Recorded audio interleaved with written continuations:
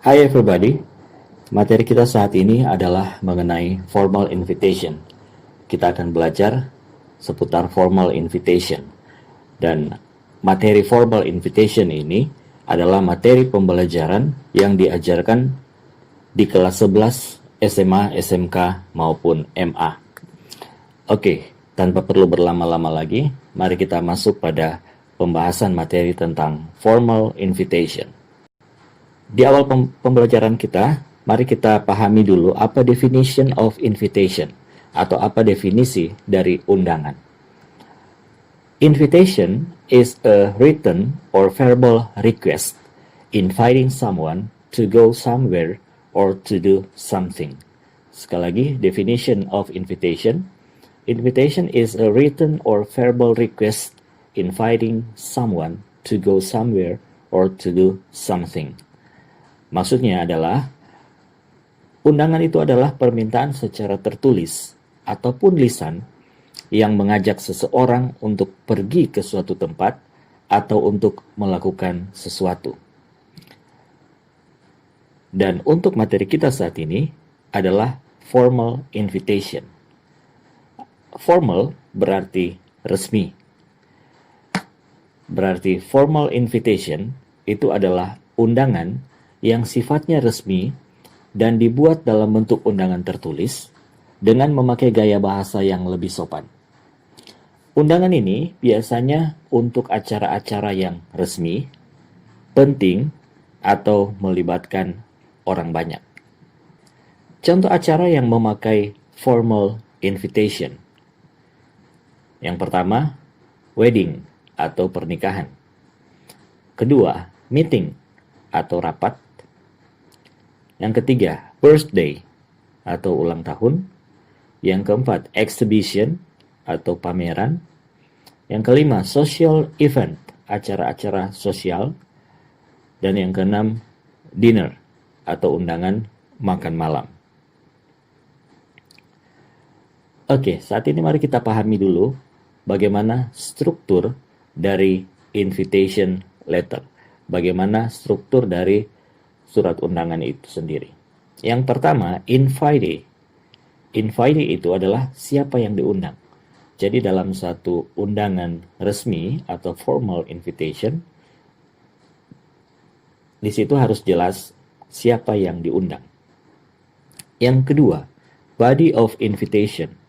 Body of invitation atau isi undangan.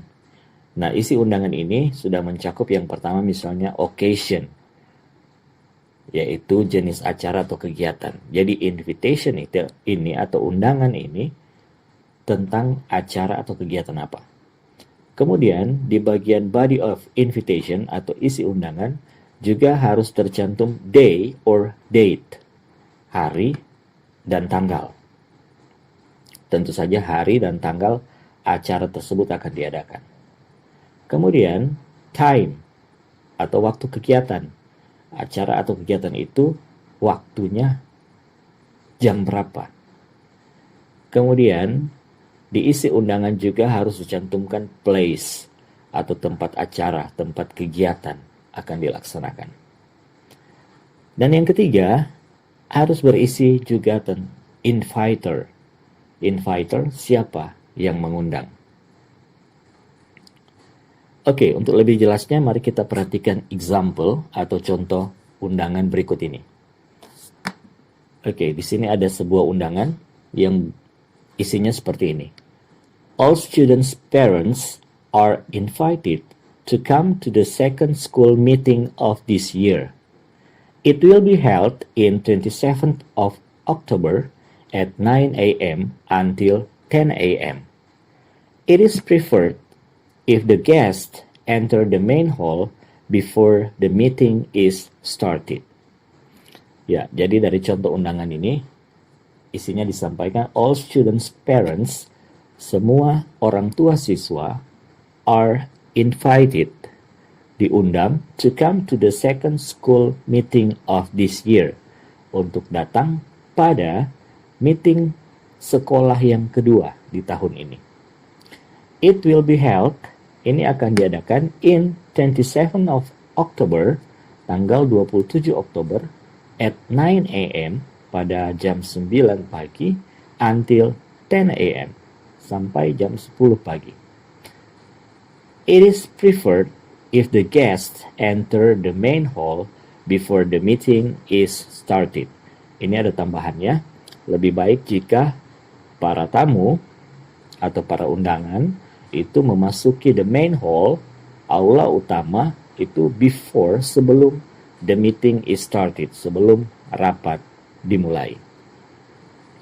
Oke, jadi dari contoh undangan ini, mari kita perhatikan struktur yang seperti disampaikan pada slide sebelumnya. Jadi yang pertama, invitee, yang diundang.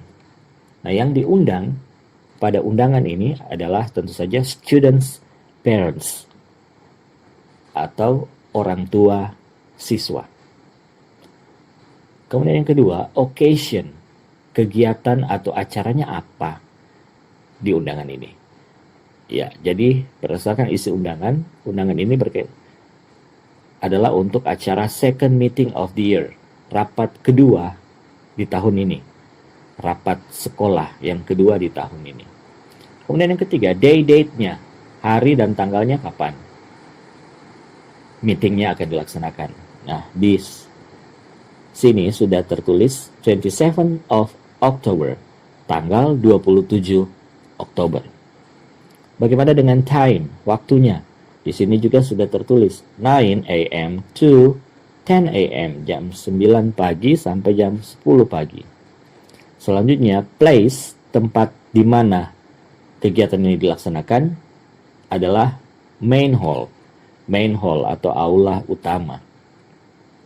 Dan yang terakhir, inviter atau yang mengundang, di sini memang tidak tertulis dengan jelas siapa yang mengundang, tapi kita bisa menyimpulkan karena ini adalah rapat sekolah, berarti yang mengundang itu adalah pihak sekolah, school, yang biasanya yang menandatangani atau undangan itu adalah principal atau headmasternya, yaitu kepala sekolah.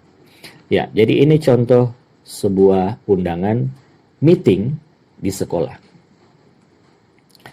Oke, saat ini dari contoh undangan ini ada exercise, ada pertanyaan latihan yang bisa Anda jawab.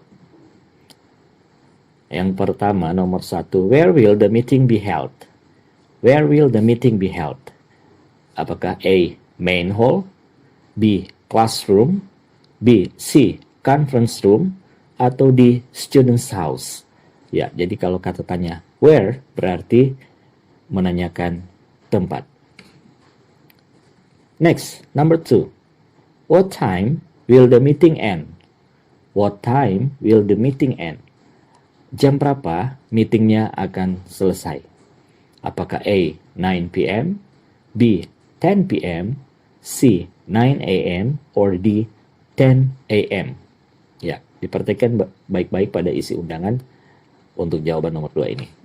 Dan nomor ketiga, pertanyaannya adalah, what will the parents probably do?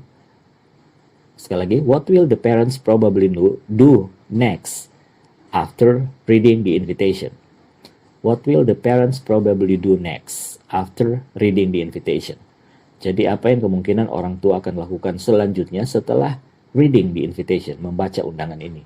Apakah A, invite other parents, atau B, come before the meeting started, atau C, come when the meeting finished, or D, enter the main hall after the meeting?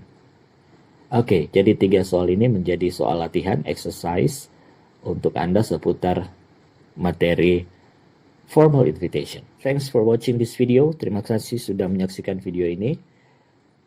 Semoga Anda bisa memahami penjelasan singkat seputar materi formal invitation.